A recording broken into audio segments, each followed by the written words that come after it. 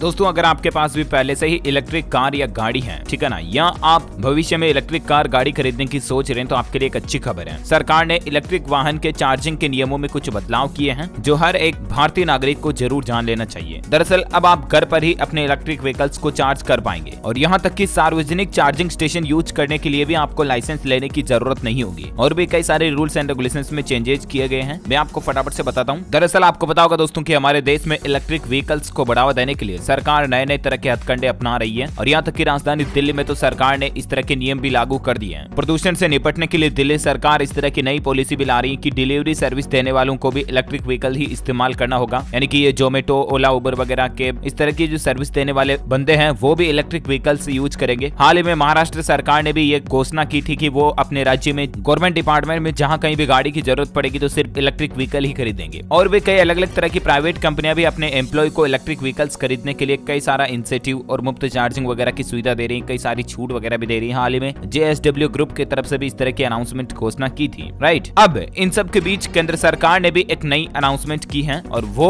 देश भर में जितने भी इलेक्ट्रिक व्हीकल्स खरीदने वाले लोग बाग हैं उन सभी के लिए एक फायदे की बात है। दरअसल बात कुछ यूं है कि इलेक्ट्रिक व्हीकल को बढ़ावा देने के लिए सरकार ने जो नई योजना बनाई है उसमें सार्वजनिक चार्जिंग स्टेशन के लिए लाइसेंस जरूरी नहीं होगा। पहला नियम तो ये है। नए दिशा निर्देश के अनुसार अब कोई भी व्यक्ति या संस्था बिना लाइसेंस के सार्वजनिक चार्जिंग स्टेशन स्थापित कर पाएगा, पब्लिक चार्जिंग स्टेशन स्थापित कर सकता है। जैसे अभी आपको पता होगा ना, मतलब ये पेट्रोल पंप लगाने के लिए लाइसेंस लेना पड़ता है, इसी तरह से और भी कुछ काम करने के लिए हमें लाइसेंस लेना पड़ता है, राइट। लेकिन अब अगर आप पब्लिक चार्जिंग स्टेशन स्थापित करना चाहते हो तो इसके लिए आपको सरकार की तरफ से किसी भी प्रकार का मतलब कोई लाइसेंस लेने की जरूरत नहीं होगी। और इसका मतलब ये भी हुआ कि अब कोई भी अपने इलेक्ट्रिक व्हीकल्स को घर पर ही चार्ज कर सकेगा। और यहाँ तक कि अगर आप प्राइवेट नौकरी वगैरह भी करते हैं तो आप अपने ऑफिस में भी अपनी गाड़ी को चार्ज लगा पाएंगे और इसके लिए आपको अपना बॉस मना भी नहीं कर सकता है। कर्मचारी अपने ऑफिस में या घर पर ही अपनी गाड़ी को चार्ज कर सकेंगे, है ना। तो ये सुविधा सरकार की तरफ से लागू कर दी गई है नए नियम के तहत। और सरकार के नए दिशा निर्देश के मुताबिक बैटरी चार्जिंग स्टेशन यानी कि BCS के लिए समान टैरिफ लागू होगा। घरेलू खपत के लिए लागू टैरिफ घरेलू चार्जिंग के लिए ही लागू होगा और EV पब्लिक चार्जिंग इंफ्रास्ट्रक्चर को चरणबद्ध तरीके से रोल आउट किया जाएगा, यानी कि जो बिजली की यूनिट रेट्स वगैरह होती है ना वो भी ज्यादा अलग से नहीं ली जाएगी। EV से जुड़ी कुछ और जरूरी बातें आप देख सकते हैं। सरकारी जमीन का इस्तेमाल सार्वजनिक चार्जिंग स्टेशन लगाने के लिए कर सकेंगे। रेवेन्यू शेयरिंग के आधार पर ₹1 प्रति यूनिट की दर तय की जाएगी। तिमाही आधार पर भूमि स्वामित्व वाली एजेंसी को भुगतान किया जाएगा। 10 साल की अवधि के लिए कॉन्ट्रैक्ट होगा सरकार से ये, और आवेदन पर जल्द मुहैया कराया जाएगा बिजली कनेक्शन भी। और PCS को मेट्रो शहरों में 7 दिन में बिजली कनेक्शन प्रोवाइड किया जाएगा और अन्य नगर निगम क्षेत्रों में 15 दिन अधिकतम बिजली कनेक्शन देने में लगेंगे और ग्रामीण क्षेत्रों में 30 दिन के अंदर अंदर कनेक्शन मिल जाएगा। और पब्लिक स्टेशन को बिजली की आपूर्ति के लिए सिंगल पार्ट टैरिफ देना होगा। 31 मार्च 2025 तक आपूर्ति की औसत लागत से अधिक नहीं होगा। राज्य सरकारें ही सेवा शुल्क वगैरह ये सब कुछ तय करेगी। तो ये कुछ new rules and regulations electric vehicles के चार्जिंग स्टेशन और चार्जिंग वगैरह को लेकर सरकार की तरफ से नए नियम लागू किए गए। उम्मीद आपको जानने मिले होंगे। और भी आपके मन में कोई सवाल जवाब है और भी आप किस टॉपिक पर वीडियो पाना चाहते हैं कमेंट करके बताइएगा, मुझे मैं रिप्लाई करने की जरूर कोशिश करूंगा। और हाँ, आप इस वीडियो को लाइक और शेयर करना और हमारे चैनल DLS न्यूज को सब्सक्राइब करके बेल आइकन जरूर दबा देना ताकि आपको रोजाना के ताजा अपडेट्स और काम की खबरें तुरंत आपके मोबाइल पर मिलती रहेगी। Thank you, take care, goodbye, जय हिंद, जय भारत, वंदे मातरम।